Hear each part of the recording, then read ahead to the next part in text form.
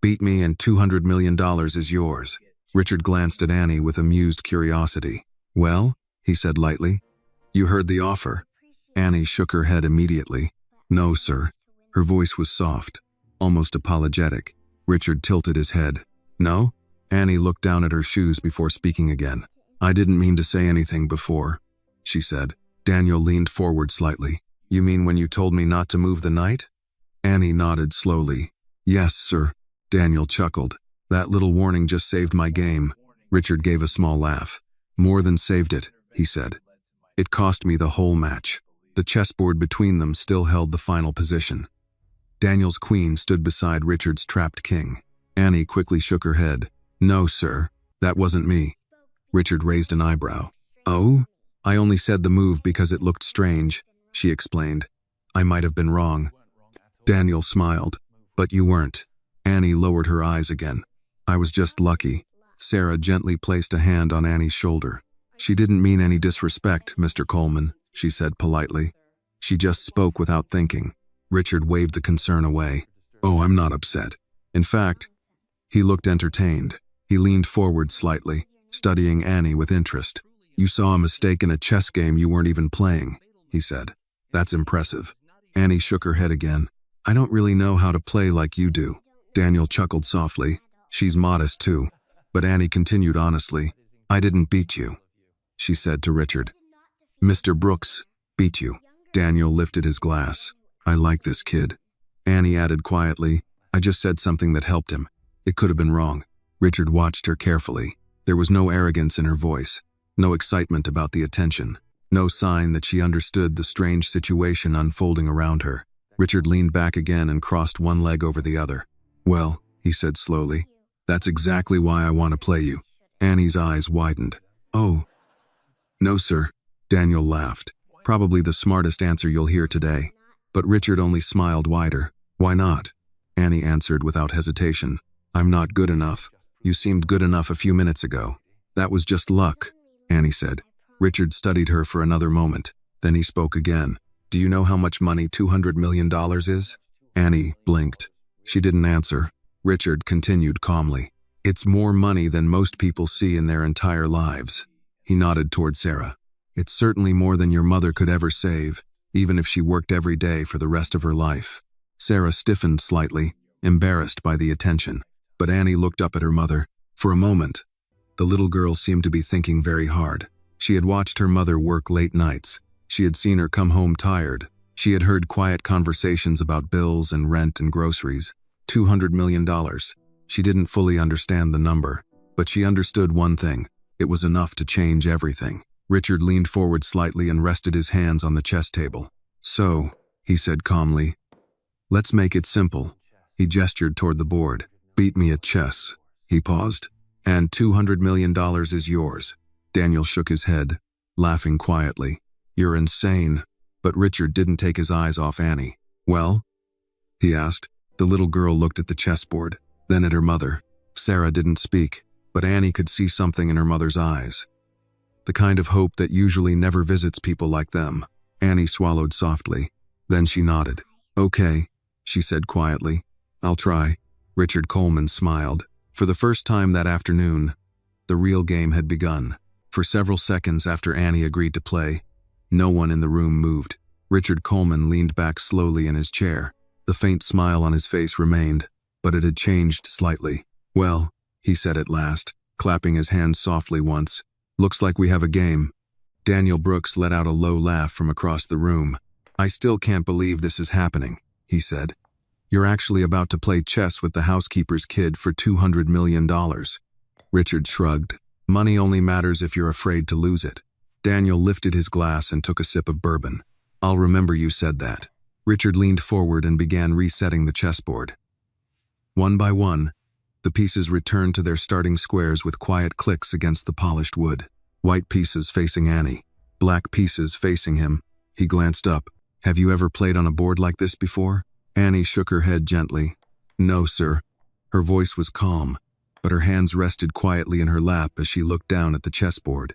The pieces were carved from dark ebony and pale ivory-colored wood, heavier and more detailed than anything she had seen before.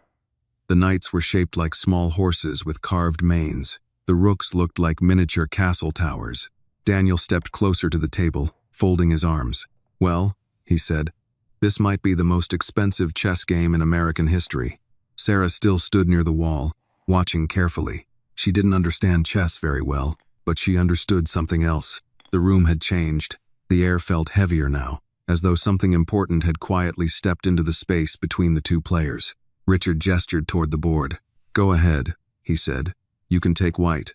Annie looked at the pieces for a moment. Then she slowly reached forward. Her fingers gently pushed the pawn in front of the king 2 squares ahead. "Avier." Daniel raised an eyebrow. "Well now." Richard didn't react. He immediately slid his pawn forward in response. The Sicilian," Daniel said softly. Richard smirked. "Let's see if luck understands openings." Across the board, Annie simply watched. She didn't respond immediately. Instead, her eyes moved slowly across the squares, studying the position. Then she developed her knight. Richard developed his. Move by move, the game began to take shape.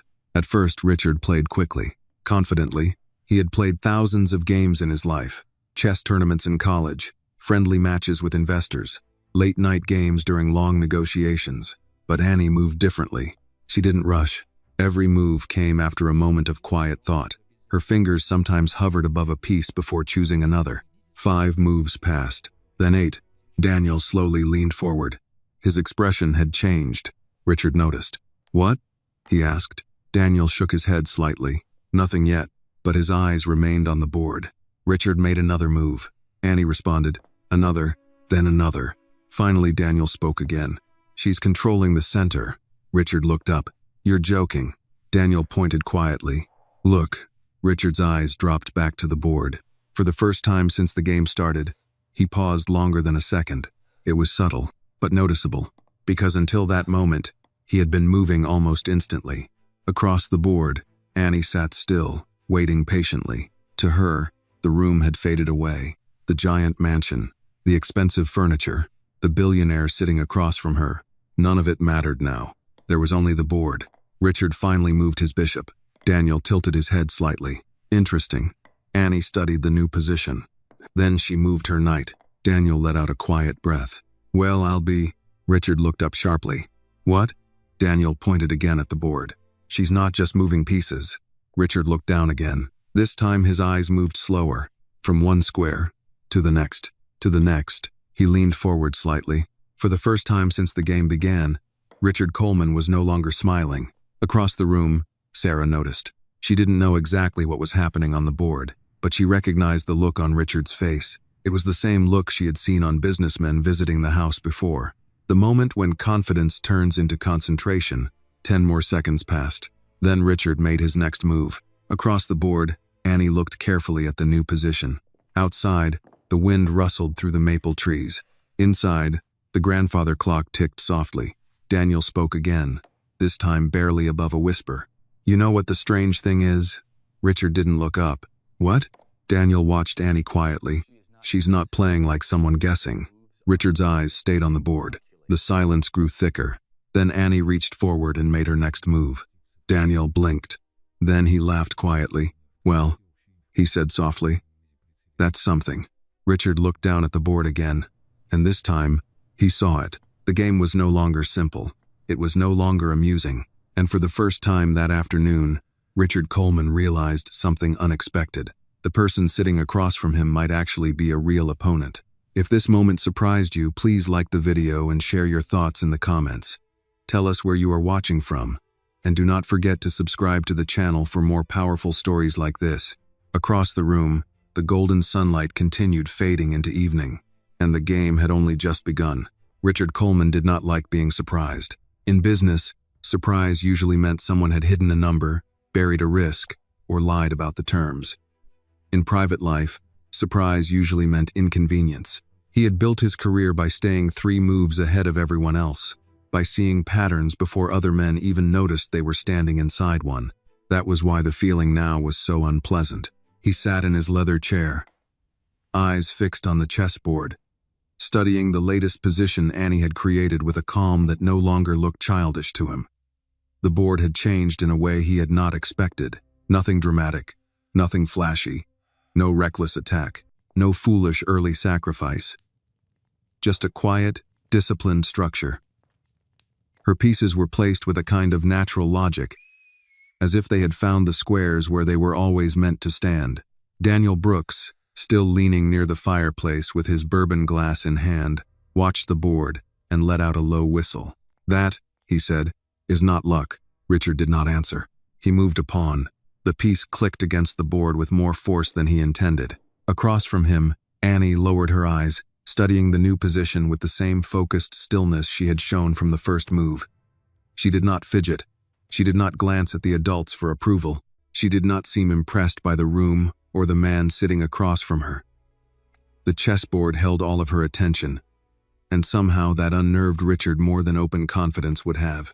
Sarah remained near the wall, one hand pressed lightly against the front of her uniform apron. She could not have explained the position on the board or named the opening they were playing, but she knew enough about people to recognize when something had shifted.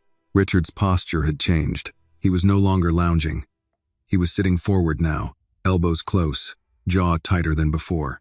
Annie made her move. A knight, developing with simple purpose. Daniel nodded to himself. Solid. Richard looked up. "You planning to comment on every move?"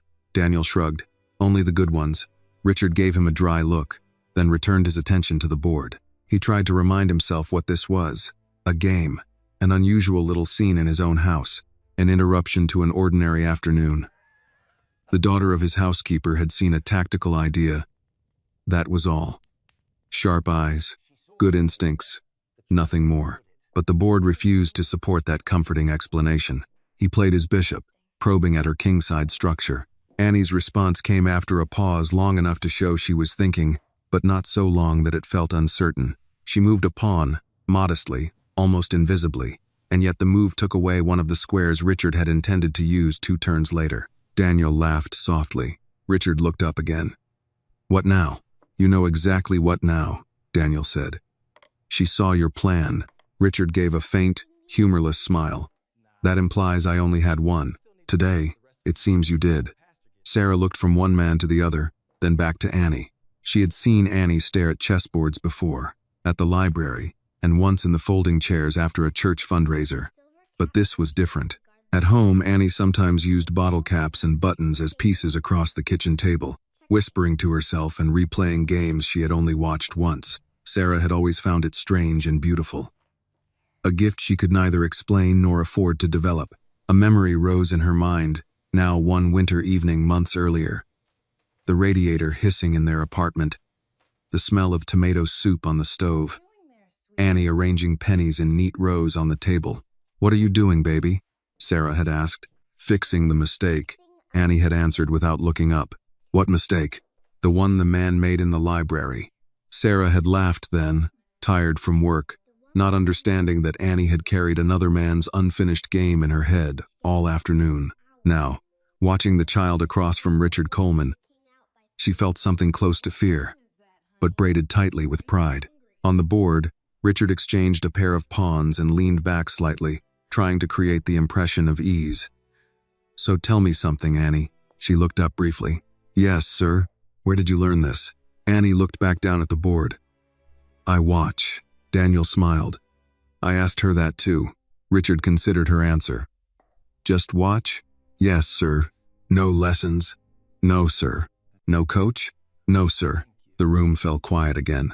Richard looked at Daniel, as if waiting for some private confirmation that this was still a joke. Still manageable. Still beneath him. Daniel only lifted his eyebrows. "Don't look at me.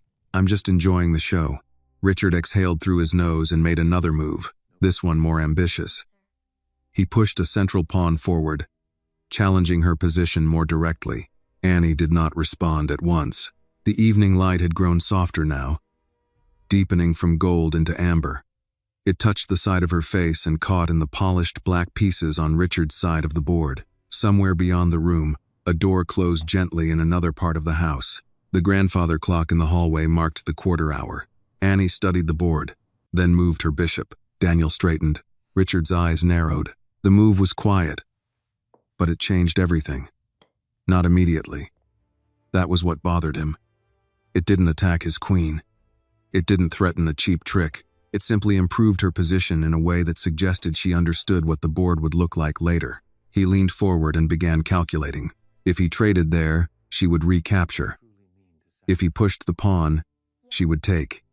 If he developed the rook first, she could castle and leave him with less space. The lines branched in front of him like roads through unfamiliar country. He realized, with a sharp inward irritation, that Daniel had stopped drinking. That was never a good sign. "How bad is it?" Richard asked, not taking his eyes off the board. Daniel was quiet for a moment. "Bad?" "Not yet." Richard looked up. Daniel continued carefully. "But you're not steering anymore." That landed harder than Richard expected. Across the board, Annie sat with her hands folded now, waiting. She seemed perfectly content to let him think as long as he needed. There was no cruelty in it, no sign of satisfaction, only patience. That, more than anything, made the room feel older somehow, heavier, like some old truth had entered without asking permission. Richard made his move, a night jump, active, sharp, a move meant to seize the initiative and remind everyone, especially himself, that he was still Richard Coleman, that he still understood how to put pressure on an opponent. Annie looked at it. Her eyes moved once from the knight to his bishop, then to the center, then to the far side of the board. She reached out and moved her queen to a square Daniel had not even been considering. There was a full 2 seconds of silence. Then Daniel muttered, almost to himself, "Lord have mercy." Richard stared at the board. The move wasn't immediately crushing. That was the problem. It was better than that. It was flexible, deep. It tied together defense and threat. It made one of his pieces awkward and turned another into a target. If he ignored it, she would gain space. If he challenged it carelessly, he would weaken his king. A muscle flickered in his jaw. Sarah saw it. Daniel saw it too. And Annie, though she said nothing, had almost certainly seen it before any of them. Richard leaned back at last, no longer pretending this was entertainment. His amusement was gone. In its place was something much rarer. Respect, perhaps, or the first shadow of it. Outside, the last broad wash of sunlight slipped lower across the lawn. Inside, the room held its breath around the board. For the first time that day, Richard Coleman understood that the game would not be decided by charm, money, or reputation, only by what he could actually see, and what Annie could already see better. Richard Coleman had spent most of his life believing that pressure revealed the truth about people. Pressure, in his experience, stripped away the performance. It removed charm, rehearsed confidence, and empty claims. Under enough strain, a person showed what they really were. Some crumbled, some lied, some begged for time. Very few became more dangerous. Now, seated across from Annie with the chessboard between them, he found himself asking a question he had not expected to ask in his own home. What kind of person becomes calmer when the room grows tense? The answer, at least in this moment, seemed to be the quiet girl sitting across from him. The board lay between them in a shape that no longer pleased him. His pieces were still active, still alive, but they were no longer harmonized. Annie's last queen move had done more than create a threat. It had changed the rhythm of the game. He could feel it. Every line he calculated seemed to bend slightly in her favor. Every natural plan now carried a hidden cost. Daniel Brooks, standing near the fireplace with his sleeves rolled back and his glass forgotten on the mantel, was no longer trying to hide his fascination. "Well?" Daniel asked after a long silence. Richard did not look up. "Well, what? You've been staring at the board like it insulted your mother." Richard exhaled slowly through his nose. "I'm thinking," Daniel smiled. "That's exactly my point." Across the room, Sarah lowered her eyes for a moment, pretending to focus on the shelf she had stopped dusting 15 minutes earlier. In truth, she had not touched the cloth in all that time. She knew enough to stay quiet. The room belonged to the game now. Annie sat with her hands folded in her lap, her gaze fixed on the board. She was not smiling. She did not look proud. She looked attentive, the way some children look while listening to a story they do not want interrupted before the ending. Richard finally made his move. He pushed a pawn forward on the queen's side, trying to gain space and force Annie to react. It was not the move he wanted most. It was the move he trusted least to be wrong. The piece settled into place with a quiet click. Annie studied it. A few seconds passed. Then she moved a knight. Simple, clean, and instantly irritating. Richard felt a pulse of heat at the base of his neck.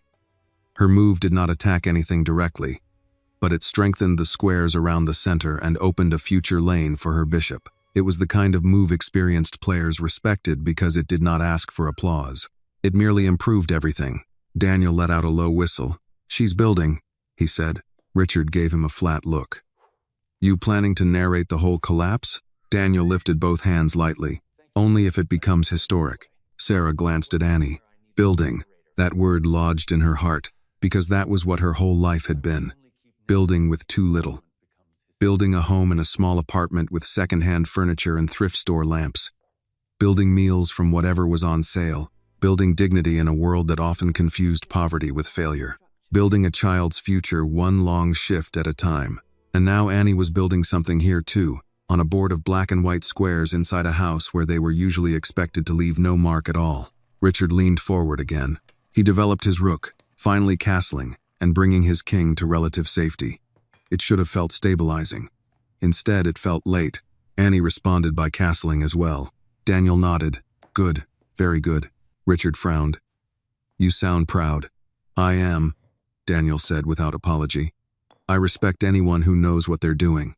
Richard's eyes flicked toward Annie again. "What exactly do you think she's doing?" Daniel looked at the board. "She's not chasing your pieces. She's improving her own." That's usually what adults learn after they stop trying to impress each other. That line stung more than Richard cared to admit. He reached for his bishop, then stopped. Reached toward a knight, then stopped again. For a moment he simply sat there, fingers hovering above expensive carved pieces, unable to find a move he liked. Across from him, Annie waited. Her expression was open, almost gentle. But there was no uncertainty in her patience. She was not waiting because she hoped he would make a mistake. She was waiting because she understood that thinking was part of the game and that each person deserved their turn to do it well. Richard suddenly remembered being 12 years old in his father's den in Hartford, standing beside a card table while two older men played chess under a yellow lamp. His father had not liked interruption, had not liked noise, had not liked many things, if Richard was being honest. But on the rare evenings when those games were played, young Richard had watched in complete silence, trying to understand why one move could make another impossible. He had not thought of that in years. Now the memory came back with a strange sharpness.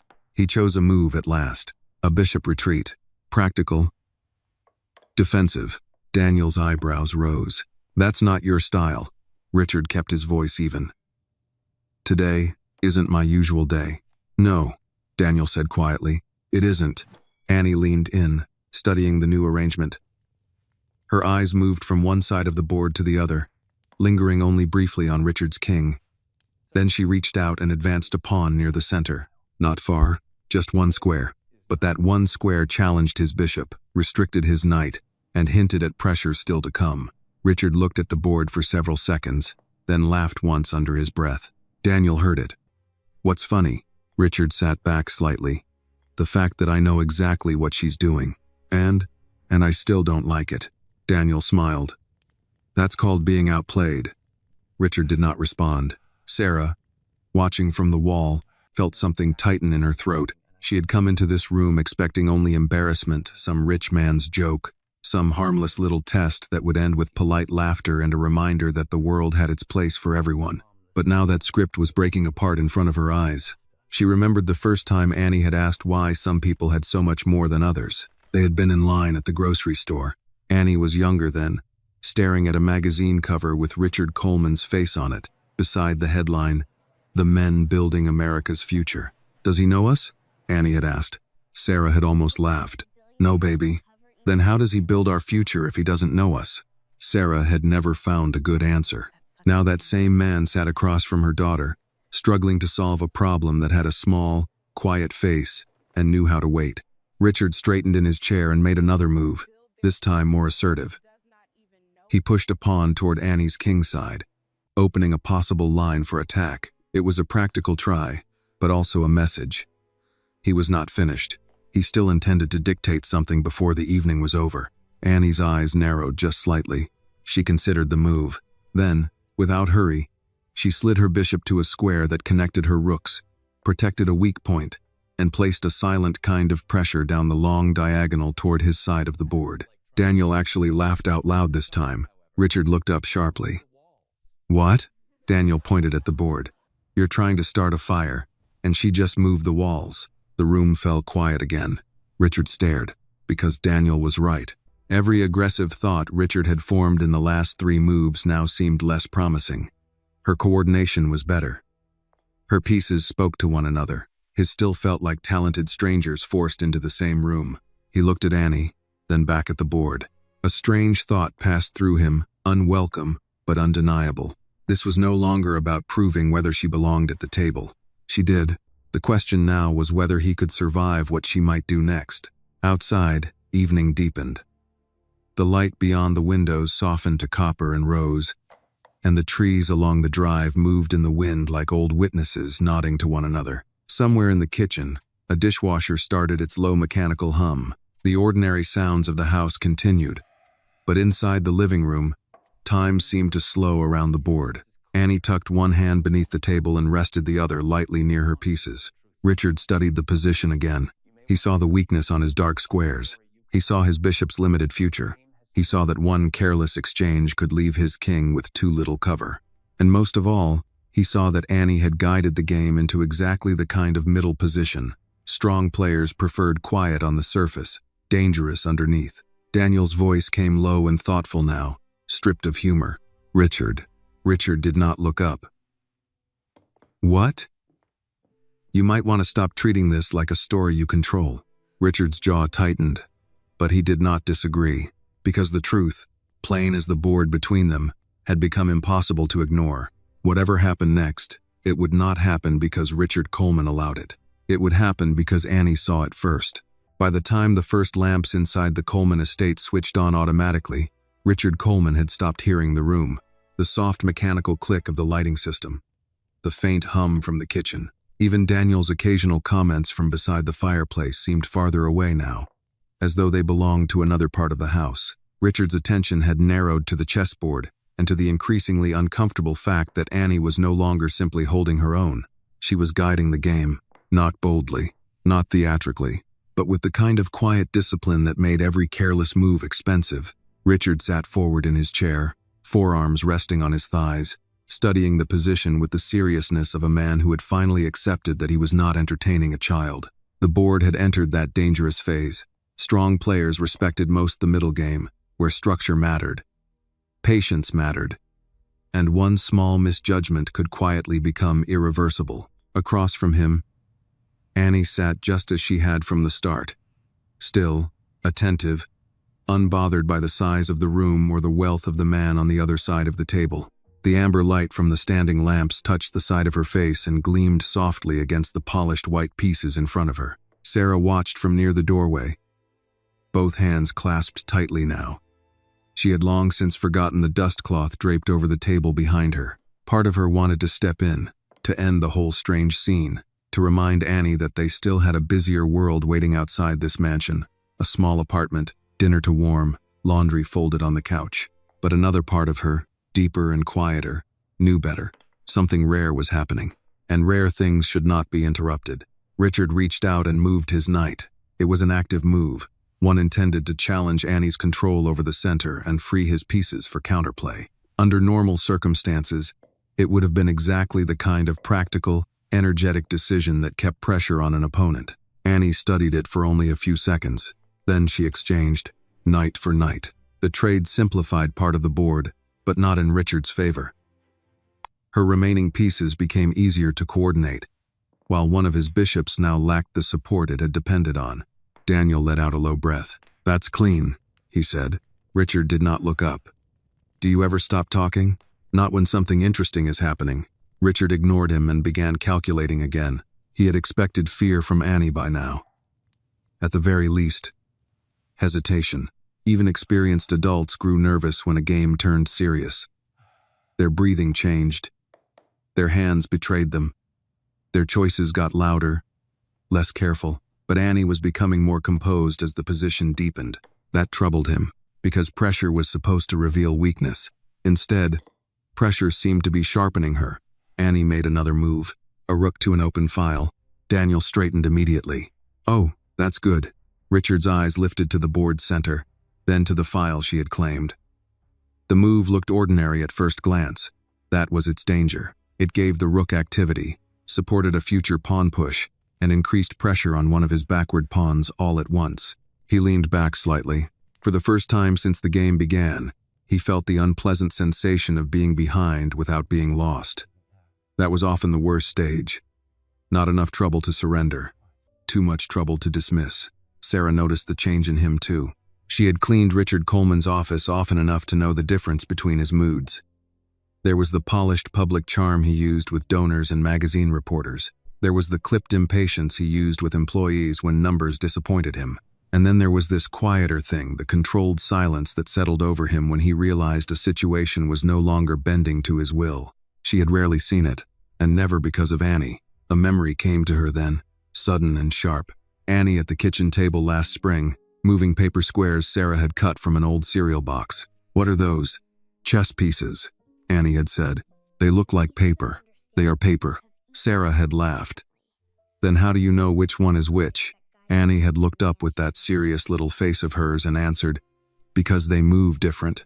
That was Annie. She did not need things to be expensive to understand them. She only needed to see how they worked. Back in the present, Richard advanced a pawn on the king side, trying again to create imbalance, trying to force Annie into making a concession somewhere. He could not sit and absorb pressure forever. That was not his game, not his temperament, and certainly not how he had become who he was. Annie examined the new line carefully. Then, with no sign of alarm, she tucked her king into greater safety with a small defensive adjustment. A move so calm it seemed almost disrespectful. Daniel smiled to himself. Richard looked up. "What?" "She doesn't panic when you push," Daniel said. Richard's expression hardened. Noted. But Daniel was right. Every time Richard tried to create urgency, Annie answered with order. Every time he tried to complicate the board, she found clarity in it. The game had become a quiet argument between two ways of living. Richard believed in force, initiative, action, pressure. Annie believed in shape, patience, timing, and seeing what others overlooked. Richard studied the board again and decided he needed a sharper idea. He shifted his queen to a more active square, aiming at her king side and hinting at threats that might force her backward. For a brief moment, he felt better. Then Annie looked at the position and moved a pawn one square. One square, that was all. But the move closed one avenue of attack, supported a key central point, and gave her bishop a future that Richard had not fully appreciated until the pawn was already in place. Daniel shook his head slowly, almost in admiration. "That's how old men in parks beat lawyers," he murmured. Richard gave a dry, irritated laugh. "And what does that make me?" Daniel took a sip of bourbon at last. "At the moment, a man paying tuition." Sarah nearly smiled despite herself. Richard heard the line, but it did not fully land. He was already calculating again, and the deeper he went, the more one ugly truth emerged. He was running out of easy plans. His bishops were active but awkward. His queen had scope, but no clean breakthrough. His pawns on one side of the board were beginning to overextend, while Annie's pieces seemed to support each other naturally, as though each move she had made from the beginning had been preparing for this exact shape. He glanced at her hands, still steady. He looked at her face, still calm. No gloating, no fear, no hunger, just attention. That unsettled him more than arrogance would have. Arrogance can be manipulated. Fear can be exploited. But calm, true calm, was another matter. Calm forced a man to face his own thoughts without distraction. Richard made a bishop move designed to challenge her rook and pressure her center at the same time. Annie responded by sliding her queen to a square that defended everything and quietly threatened more. Daniel actually laughed under his breath. Richard looked up again, patience fraying. "Say it." Daniel's smile faded into something more thoughtful. "You know what she's doing." Richard looked back down. Yes, he did. She was improving faster than he was. Not by much, not enough to end the game, but enough to make the direction undeniable. And direction mattered, because chess, like money, like reputation, like life itself, often changed not in one explosion, but in a series of small advantages no proud man noticed soon enough. Outside, the last natural light drained from the windows, leaving the glass dark and reflective. The room now held their faces like a second audience. Richard could see himself there faintly, a man in a tailored shirt leaning over a chessboard in his own mansion, trying not to admit that the balance had tilted. Annie waited for him to move. Sarah held her breath. Daniel watched in silence now, no longer amused, only attentive. Richard Coleman looked down at the position and saw, with growing clarity, that the next phase of the game would demand something he had not brought to the board at the start: humility. The room had grown quieter than any living room should ever be. Outside the tall windows of the Coleman estate, the evening had settled fully over Greenwich. The sky beyond the trees had turned a deep shade of blue-black, and the last hints of sunset had disappeared behind the distant hills. Inside, the warm glow of the lamps now replaced the daylight, casting soft circles of light across the polished wood and marble surfaces of the house. But no one in the room seemed aware of the hour. The chessboard held all of their attention. Richard Coleman sat forward in his chair, fingers resting against his chin, studying the position in front of him with the intense focus that had built his fortune. In business meetings, investors often said Richard had a frightening ability to calculate risk faster than anyone else in the room. He could see the consequences of a decision before others even realized a decision had been made. Yet now, staring down at the board, he felt something unfamiliar: resistance. Every plan he tried to form seemed to run into Annie's quiet structure. Across from him, Annie remained still, her eyes moving calmly across the pieces. The room's expensive decorations, the quiet ticking clock, the presence of one of the richest men in the country, none of it seemed to affect her attention. To Annie, the board was simply a puzzle, and puzzles had answers. Daniel Brooks shifted slightly near the fireplace, the bourbon glass still resting loosely in his hand. The playful smile he had worn earlier in the afternoon had long since faded. "You've been thinking for 2 minutes," Daniel said quietly. Richard didn't look up. "I'm aware." Daniel studied the board again. 2 minutes, he repeated, "against someone you expected to beat in 5. Richard exhaled slowly. "Would you like to sit down and try it yourself?" Daniel chuckled. "No, I'm enjoying the view from here." Sarah stood near the doorway, her hands folded tightly in front of her. Her heart had been racing since the moment Annie agreed to play. And now, each passing minute made her more nervous. Not because Annie was doing poorly, but because she was doing well, too well. Sarah knew what the world often did to people who surprised powerful men. Richard finally moved. He slid his queen to a more aggressive square, pointing it directly toward Annie's kingside. The move carried a quiet threat. Daniel raised an eyebrow. "There we go." Richard leaned back slightly, finally satisfied with the decision. For the first time in several moves, he had created a position that demanded a response. Across the board, Annie studied the queen carefully. She did not react immediately. Instead, her eyes moved slowly across the entire board again. Left side, center, right side, then back to the queen. Several seconds passed. Then, Annie moved a pawn. Just one square. The move looked almost insignificant, but Daniel immediately leaned forward. "Oh." Richard looked at him. "Oh, what?" Daniel pointed at the board. "You see it?" Richard followed the line with his eyes. Then he saw it. The pawn move did 3 things at once. It blocked the queen's pressure. It protected one of Annie's weaker squares, and it quietly opened a diagonal for her bishop. Richard's lips tightened. "That was intentional," Daniel said softly. Richard said nothing. Across the board, Annie sat quietly again, hands resting in her lap. She had not spoken once since the game began, and yet her moves seemed to say more than words. Richard leaned forward again, looking more closely now. He could feel something shifting beneath the surface of the game. Not a tactic, not yet, but pressure, a slow tightening of space, the kind of position that experienced players built when they were not in a hurry. Daniel walked a few steps closer to the table. "You know what's interesting?" he said. Richard didn't respond. "She's not trying to beat you quickly." Richard looked up. Daniel gestured toward the board. "She's making you uncomfortable." Richard gave a small laugh. "That's a strong word." Daniel shook his head. "No." He pointed again. "That's the exact word."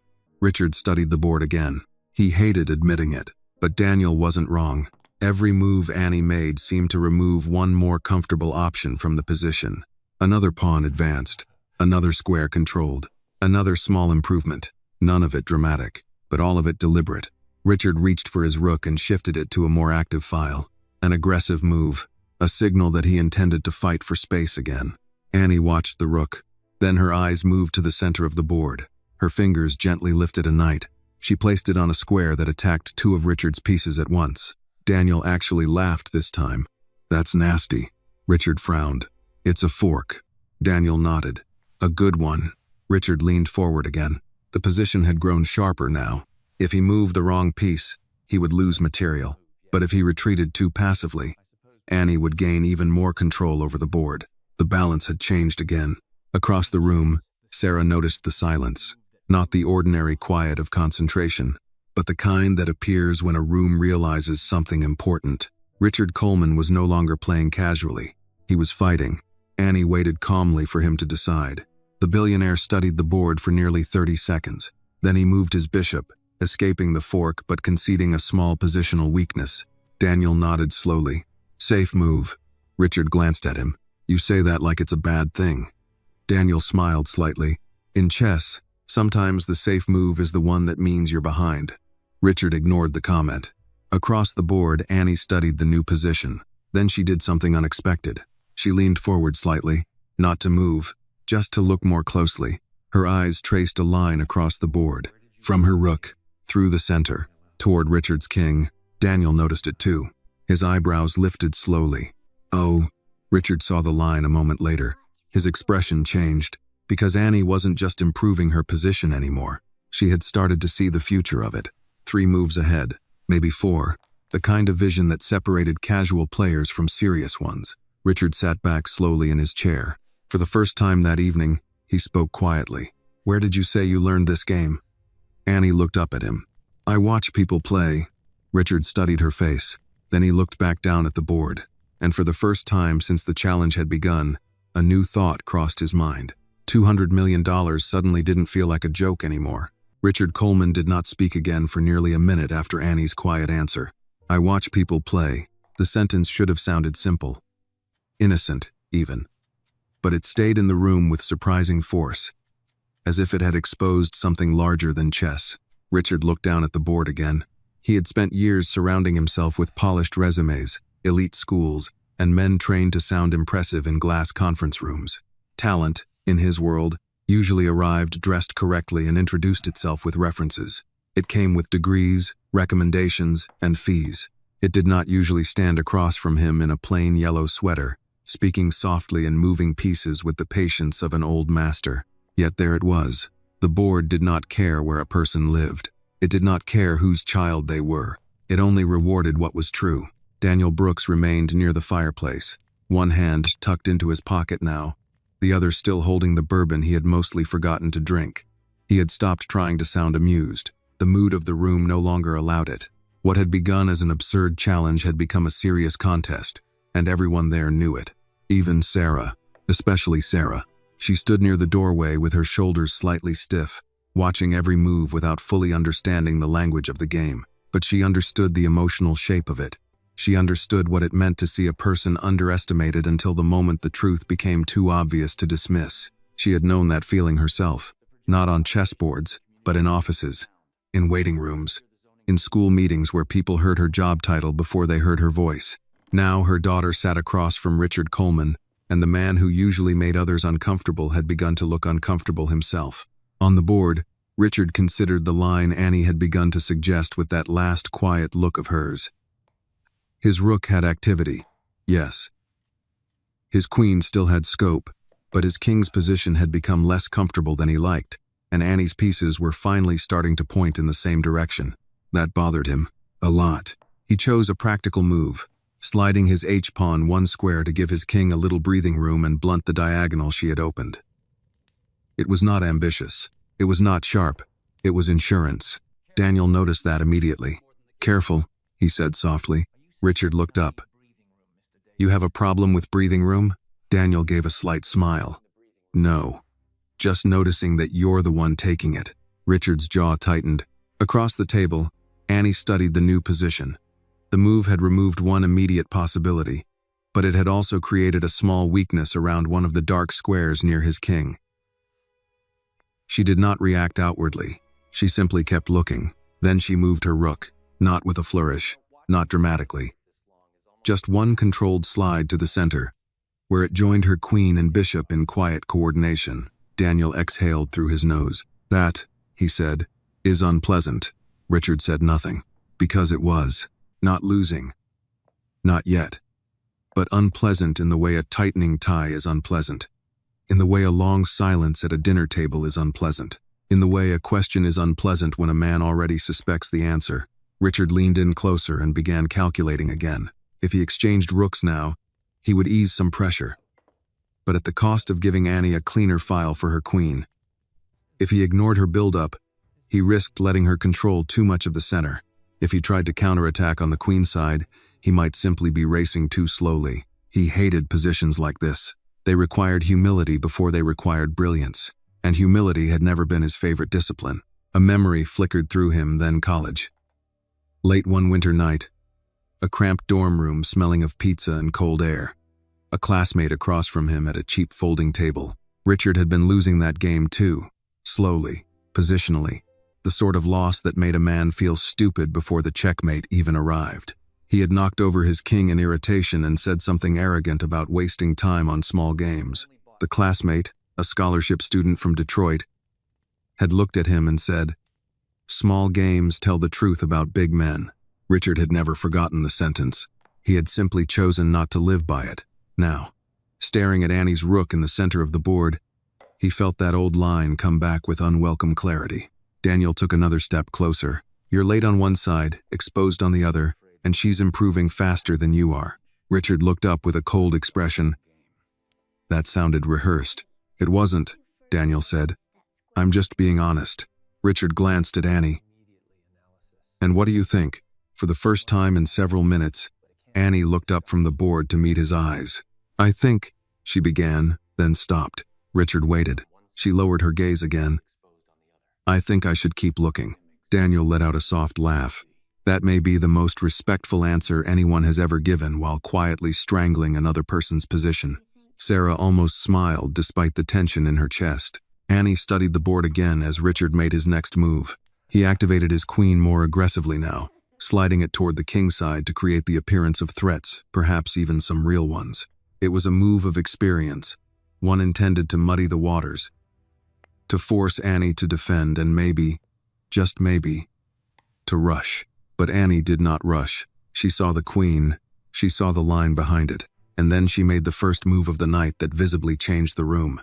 She sacrificed a bishop. Daniel straightened so sharply his glass nearly slipped from his hand. Sarah inhaled. Richard's eyes narrowed. The bishop had not been hanging. Annie had given it up deliberately, placing it where Richard could take it with a pawn. For 1 second, the move looked impossible. For 2 seconds, it looked foolish. By the third, Richard began to understand why it wasn't. The sacrifice opened a file toward his king.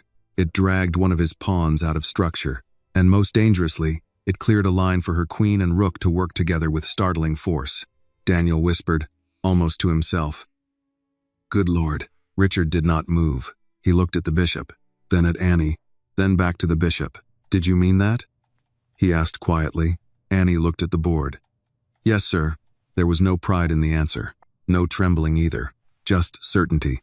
Richard leaned back slightly, thinking, a normal player might refuse the sacrifice if it seemed dangerous. But refusing it carried its own risks.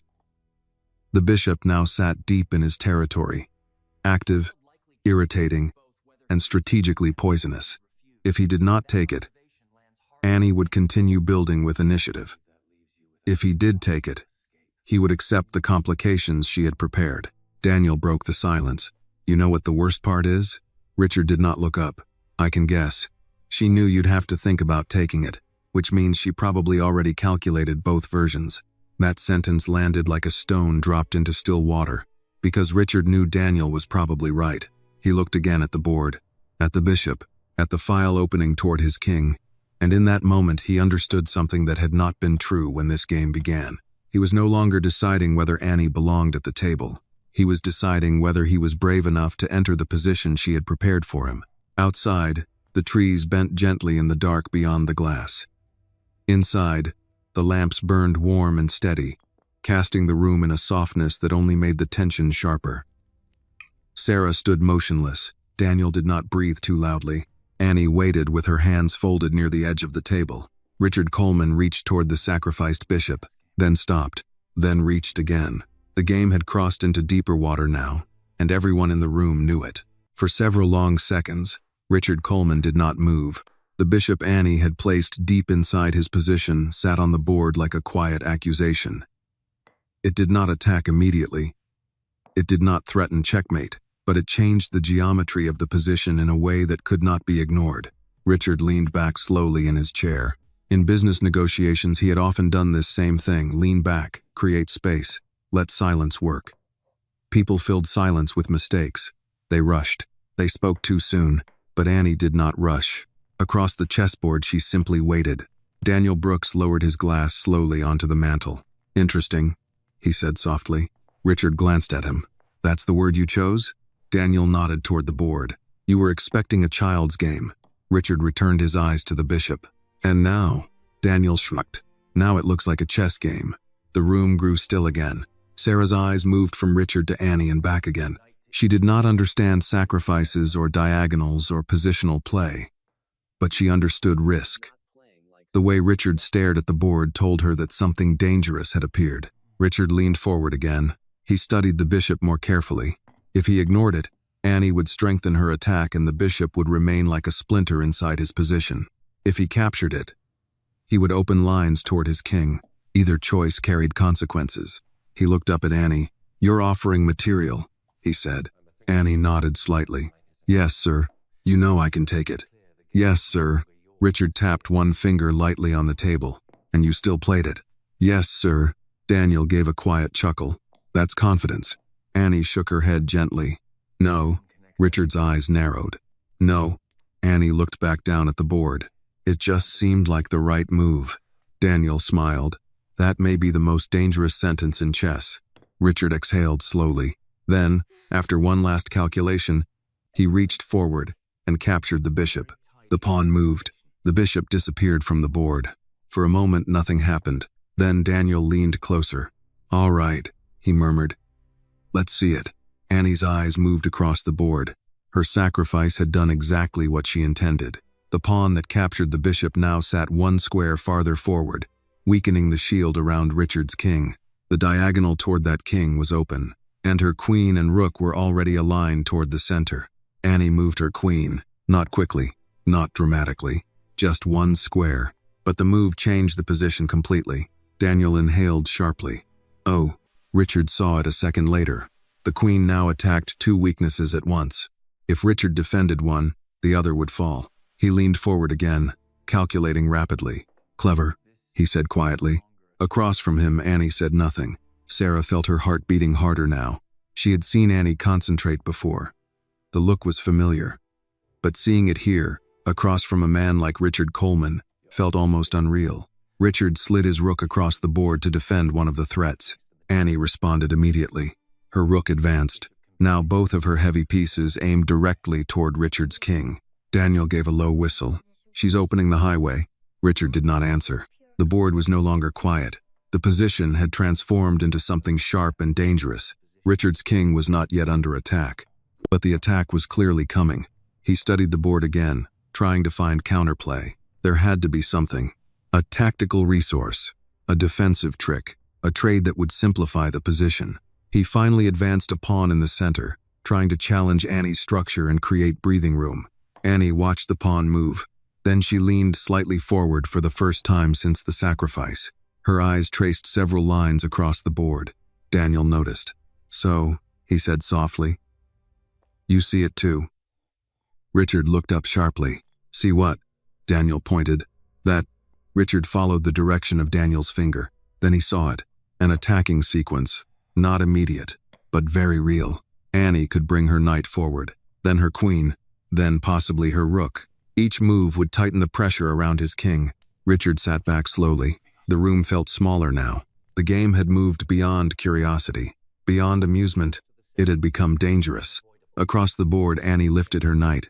The piece moved forward with quiet precision. Daniel laughed softly. "Well, there it is." Richard stared at the board. His defensive options had grown thin. The knight now threatened to open another line. If he pushed a pawn, Annie could sacrifice again. If he retreated a piece, she would gain space. He looked up at her again. "You planned this," he said. Annie hesitated slightly. "I saw it a little earlier." Daniel folded his arms. "How much earlier?" Annie thought for a moment. "Maybe 3 moves." Richard let out a quiet breath. 3 moves. That was exactly the distance where good players separated themselves from casual ones. 3 moves was the horizon where the board began revealing its future. Richard studied the position again. The attack was not forced. He could still defend. But now the entire character of the game had changed. He was no longer guiding the game. He was reacting to it. Across the room, Sarah felt a strange mix of pride and fear. She had always known Annie saw things differently, but seeing it unfold here, inside this massive house, in front of one of the most powerful men in the country, made the moment feel unreal. Richard finally moved again, sliding his queen into a defensive square to guard his king. It was the safest move he could find. Daniel nodded. "Solid." Richard glanced at him. "You sound relieved." Daniel smiled slightly. "I am." Richard returned his attention to the board. Across from him, Annie studied the new position carefully. Then she moved a pawn. A small move, but the pawn now supported her knight and opened another path for her rook. Daniel shook his head slowly. "She just keeps improving." Richard leaned back again, staring at the board. The truth had become impossible to ignore. This was no accident, no lucky guess, no childish intuition. Annie was playing real chess, and the position was beginning to tilt. Outside the mansion, the wind moved softly through the trees. Inside, the room held its breath again, because the attack Annie had begun was only just starting to unfold. By now, the room no longer felt like Richard Coleman's. It still held his furniture, his lamps, his paintings, his glass of bourbon cooling untouched on the mantel.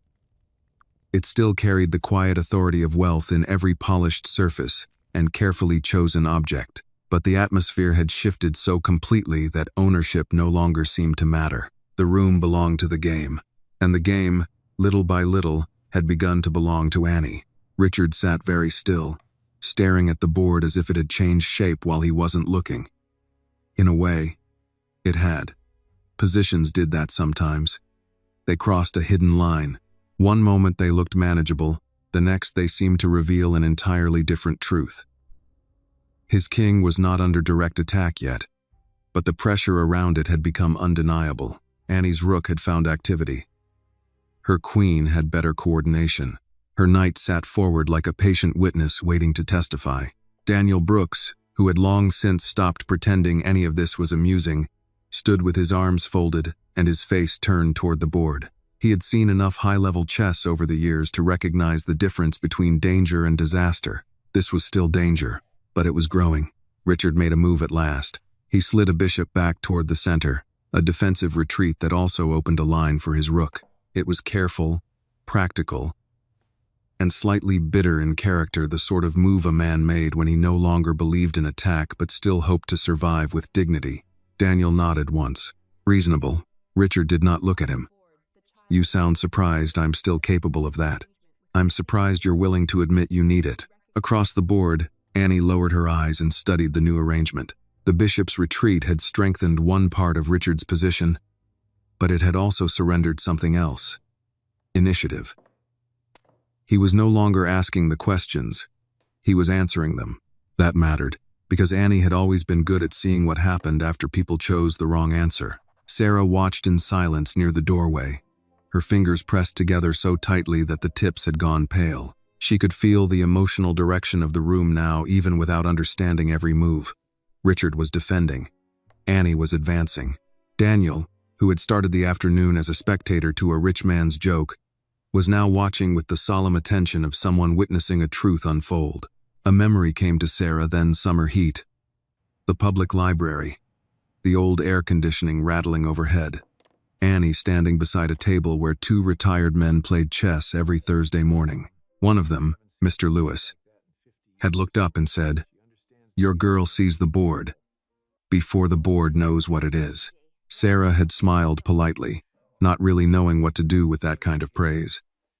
People often said kind things about children, but this now, in Richard Coleman's living room, did not feel like kindness. It felt like evidence. Annie moved her queen. The shift was small, almost delicate.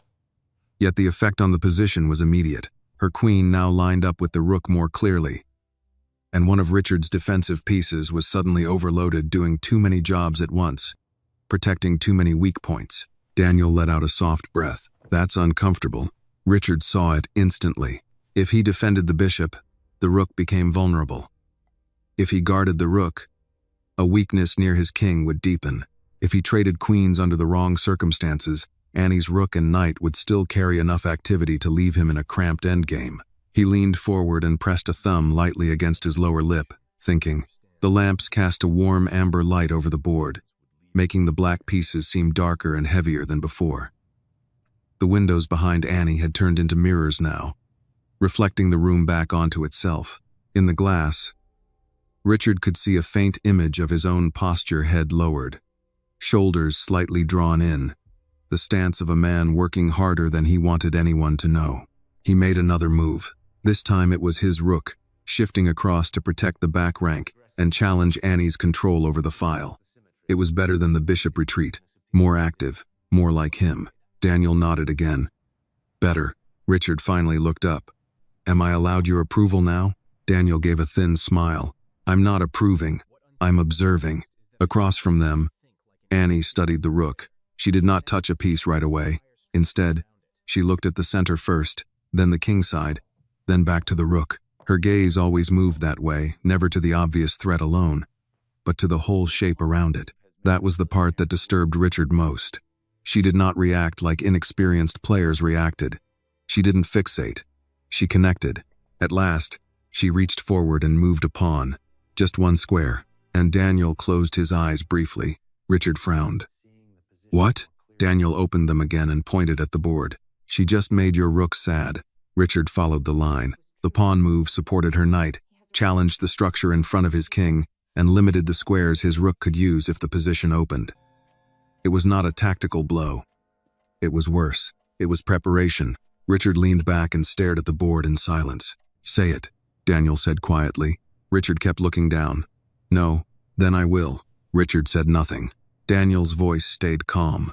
She's seeing the position more clearly than you are. Sarah felt the words in her chest, not because they were cruel, because they were true. Richard did not answer immediately. Pride rose in him, sharp and familiar, asking for its usual weapons, sarcasm, authority, dismissal. But the board made those tools feel childish. One could not intimidate a position. One could not out-talk a weak square. He made a queen move designed to trade. Simple, direct. A chance to reduce pressure. It was the best practical choice he had found in the last 10 minutes. Annie looked at the board, then at the queens, then at Richard's knight. And then she did something that changed the emotional temperature of the room. She declined the trade.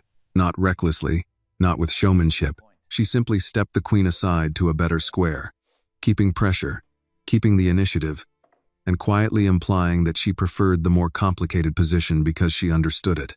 Daniel gave a short, disbelieving laugh. Oh, that's cold. Richard stared. He had offered simplification. She had refused it, not because she was wild, because she was confident, and that realization hit him harder than any tactical trick could have. Across the room, Sarah felt tears prick unexpectedly behind her eyes. Not from weakness, from recognition. There are moments when a person you love steps fully into something they were meant for, and the sight of it is almost too large to hold quietly. Annie still said nothing. She did not smile at Richard. She did not look at her mother. She only watched the board as if it were telling her what remained to be done. Richard exhaled slowly and looked at the position again. His king had less space than before. His pieces were tied down.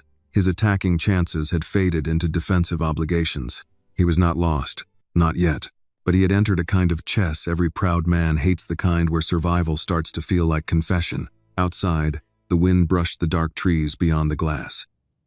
Inside, the grandfather clock in the hallway marked another quarter hour. The sound seemed to come from very far away. Daniel spoke again, but softly now, almost respectfully. You know what this is, don't you? Richard did not take his eyes off the board. Say it. Daniel's answer came without drama. She's not trying to beat your move. She's beating your position. That was the truth of it. Richard could feel it now in every line he calculated. Each move he made solved a problem but created another. Each move Annie made seemed to improve two things at once. The attack had not exploded. It had matured, and mature attacks were often the deadliest of all. By the time the grandfather clock sounded again from the hallway, Richard Coleman had stopped trying to win beautifully. Now he was trying to survive. The difference was not visible to someone who did not understand chess. The board still looked orderly enough at a glance. The pieces still stood in their careful ranks. Nothing had crashed to the floor. No voice had been raised. No dramatic move had ended the game in a burst of applause.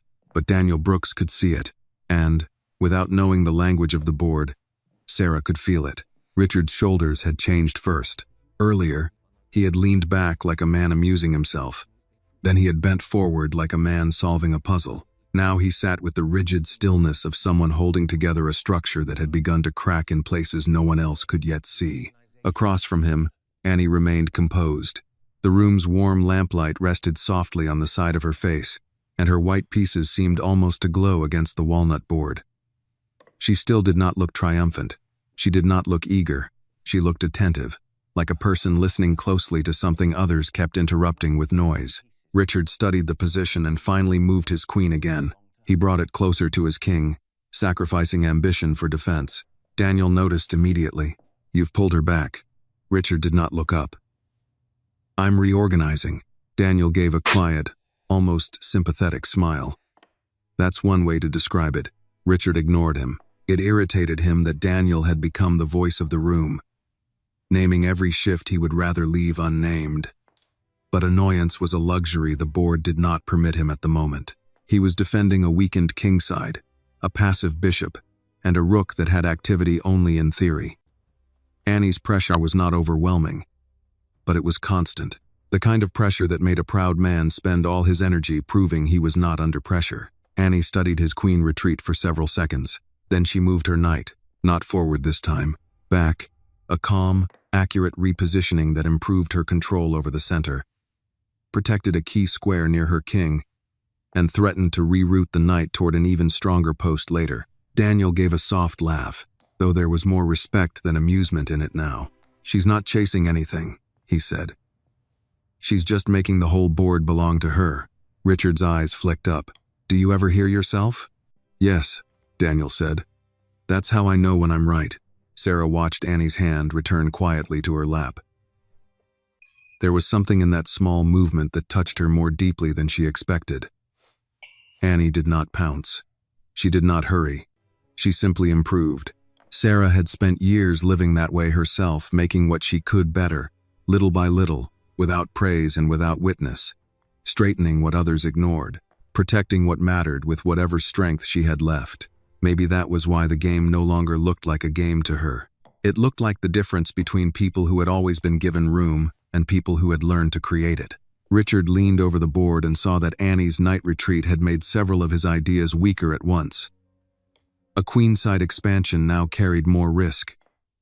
A queen trade would still favor her structure. Even his bishop, active in appearance, had no meaningful target. He made a rook move.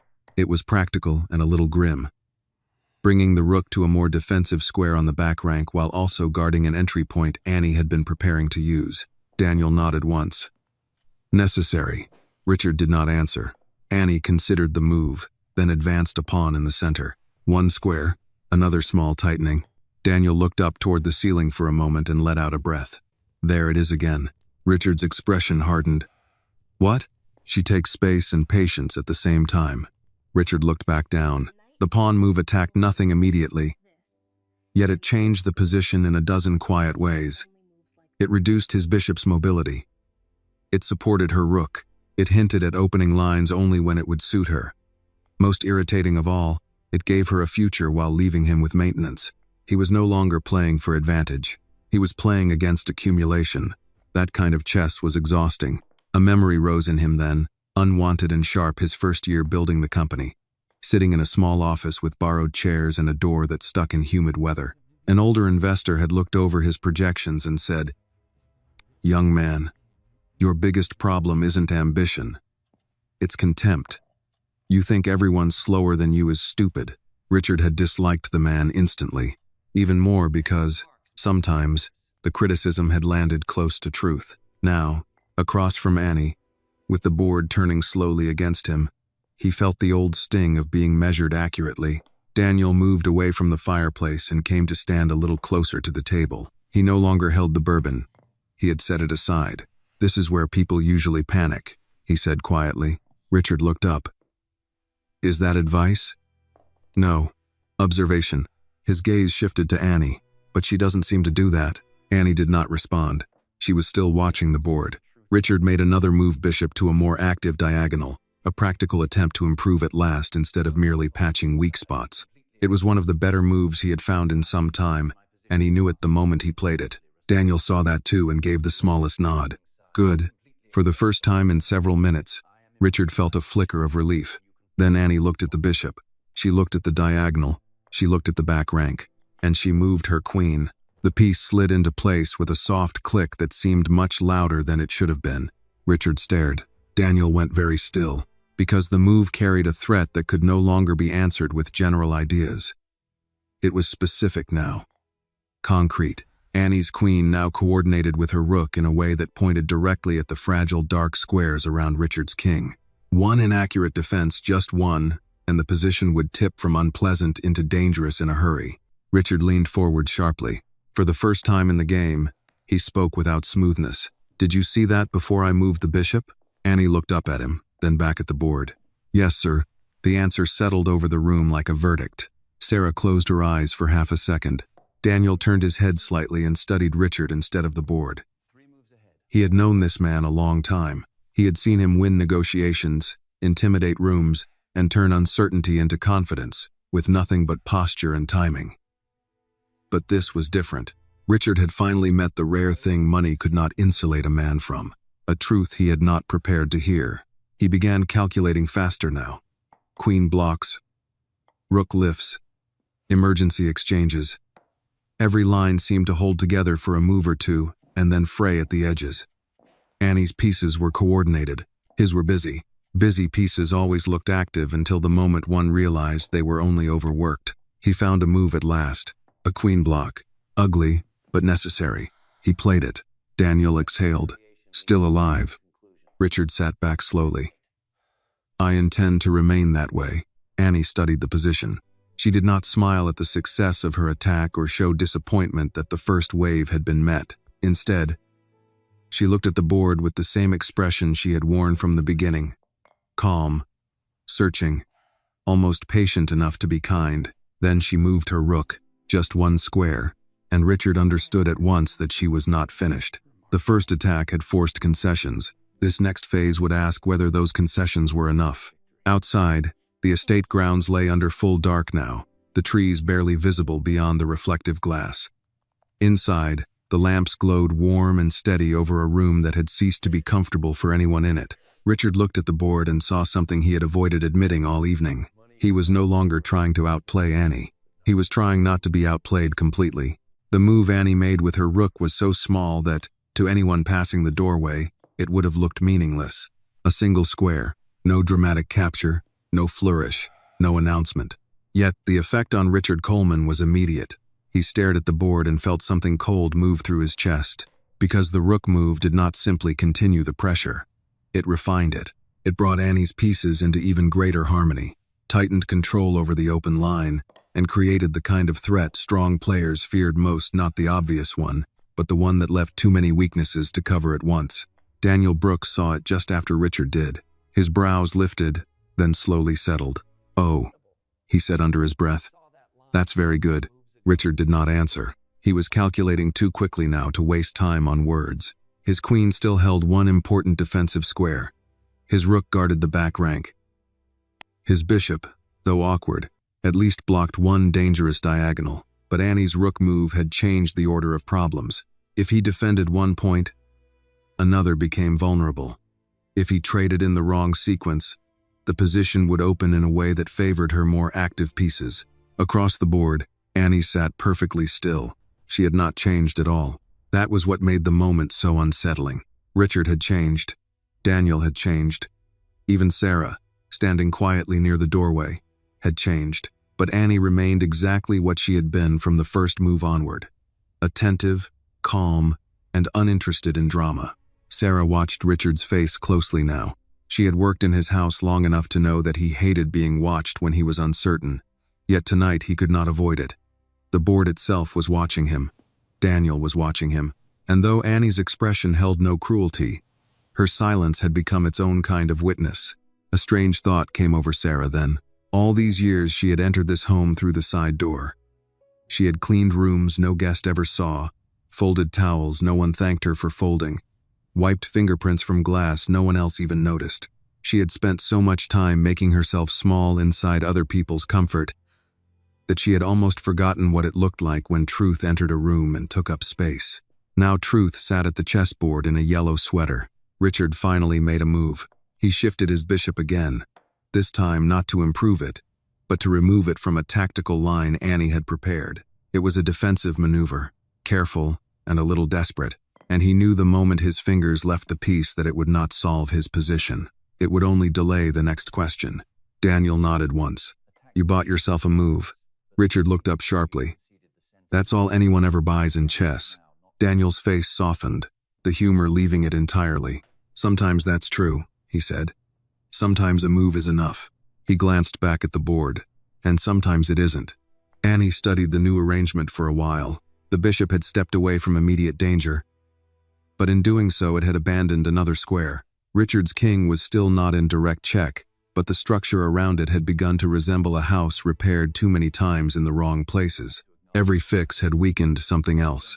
Annie reached forward and moved her knight. It was not a capture. It was not check. It was simply placement. But it was placement with purpose. The knight now occupied a square from which it threatened Richard's queen, supported Annie's rook, and hinted at a sacrifice near his king if the lines ever opened. Daniel let out a slow breath. "That piece is a problem." Richard stared at the board. Yes, it was. More than that, it was a kind of verdict on the whole game. Annie's knight now stood where his own pieces had wanted to stand for half an hour and never managed to reach. It was coordinated, protected, alive. His position, by contrast, looked busy and tired. He looked at Annie. "When did you see that square?" Annie blinked once, then lowered her eyes back to the board. "A little while ago." Daniel almost smiled.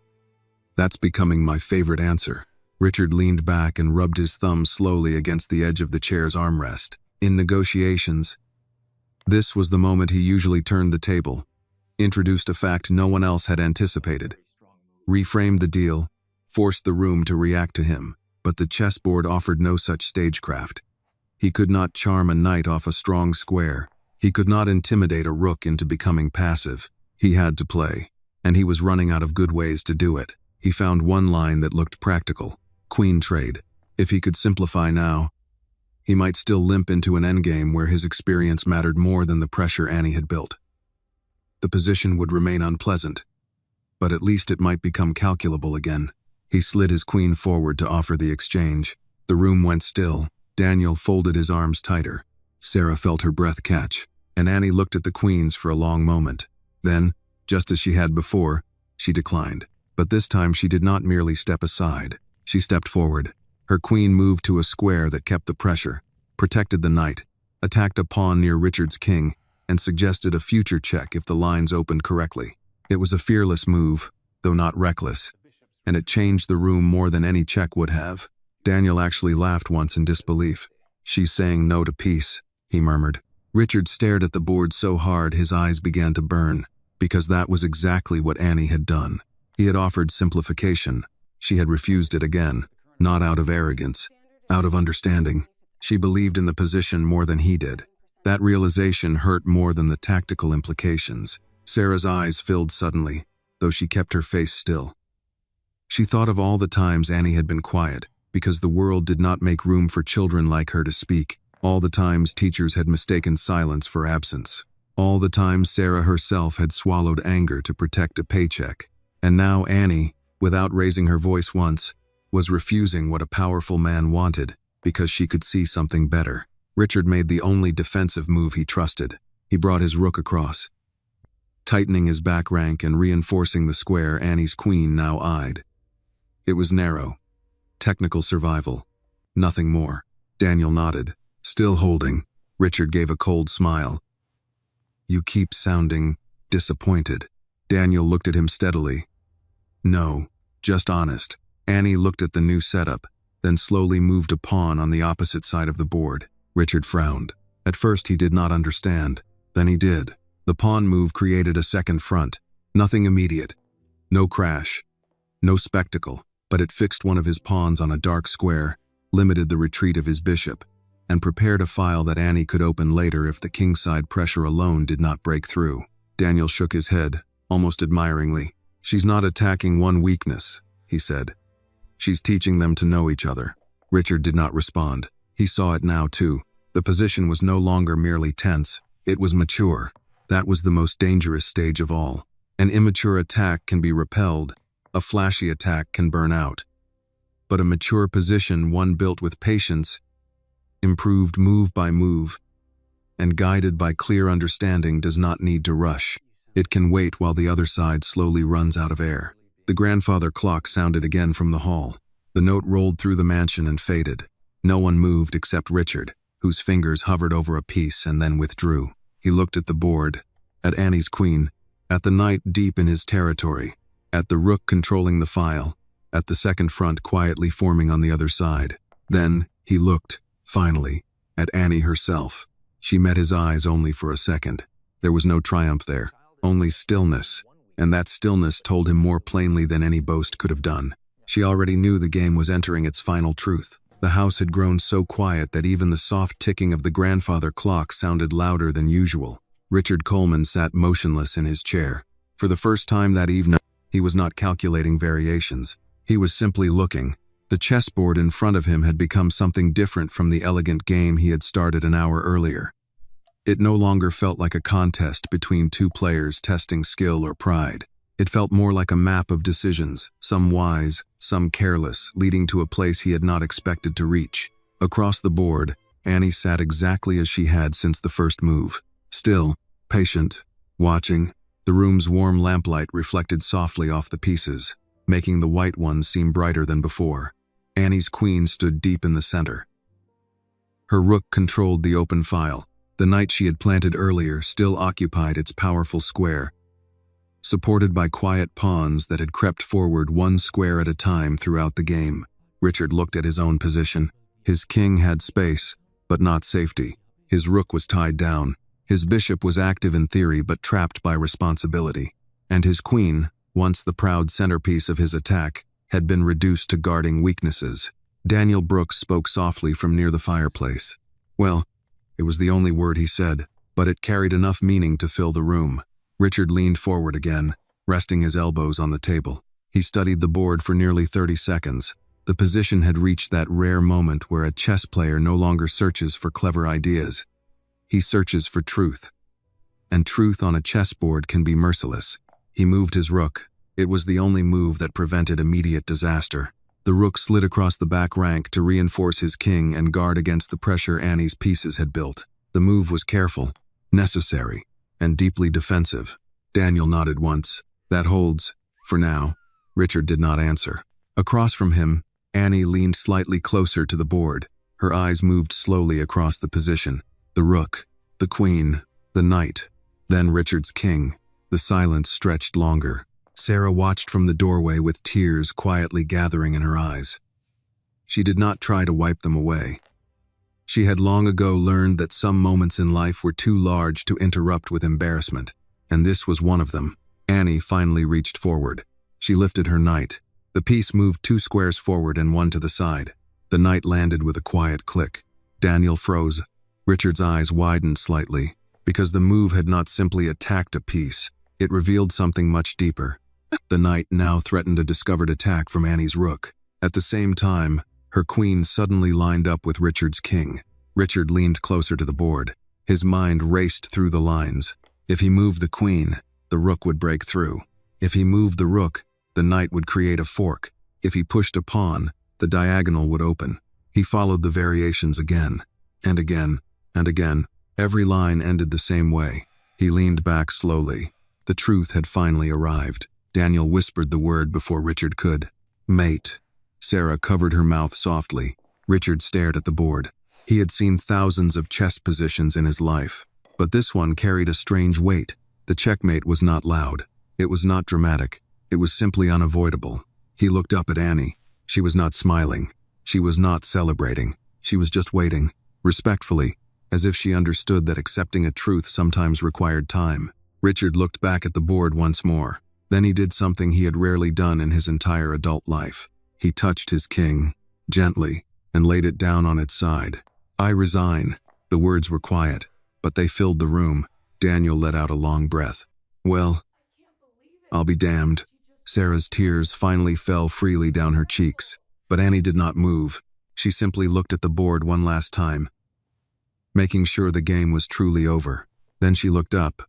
Richard Coleman stood slowly from his chair. The billionaire who had started the evening laughing now looked very different. Not humiliated, not angry, just thoughtful. He walked around the table. Sarah instinctively stepped forward, unsure whether she should apologize, explain, or thank him. But Richard stopped in front of Annie. For a moment he simply looked at her. Then he extended his hand. "You won." Annie stood from the chair and shook his hand politely. "Yes, sir." Richard smiled faintly. "No arrogance," he said quietly. "No celebration." Annie looked slightly confused. "I was just playing." Daniel laughed softly behind them. "That's exactly the problem, Richard." Richard reached into his jacket pocket and took out his phone. $200 million, he said calmly. "A promise is a promise." Sarah blinked in disbelief. Richard looked at her. "What's your full name?" "Sarah Miller," she said quietly. He nodded and typed something into his phone. "You'll receive confirmation tomorrow morning. A trust fund for Annie's education. And the rest invested in her name." Sarah could not speak. Her hands trembled. Annie looked up at her mother. "Is everything okay?" Sarah nodded, tears still falling. "Yes, baby." Richard looked back at the chessboard. For the first time that evening, he laughed softly. "Funny thing about chess," he said. Daniel raised an eyebrow. "What's that?" Richard looked at Annie again. "Money can buy the board." He paused. "But it can't buy the next move." The room fell quiet again. Outside, the wind moved gently through the dark trees surrounding the estate. Inside, something else had shifted. Not just a game, but a man. And sometimes the most valuable victory isn't the one that wins the board. It's the one that changes the heart. The story teaches a powerful lesson about humility, respect, and hidden potential. True talent does not always come from wealth, status, or prestige. It can grow quietly in places the world often overlooks. Annie's calm confidence shows that intelligence, patience, and discipline can overcome arrogance and power. At the same time, the billionaire's willingness to accept defeat reminds us that real greatness is not measured by money, but by the ability to recognize truth, respect others, and change when we learn something new. Sometimes the greatest victories are not about winning a game, but about discovering the value of people we once underestimated. This video is a work of fiction created with the assistance of artificial intelligence. All characters, events, and situations are not real and do not represent any actual people or true stories. The content is intended for storytelling and emotional illustration only.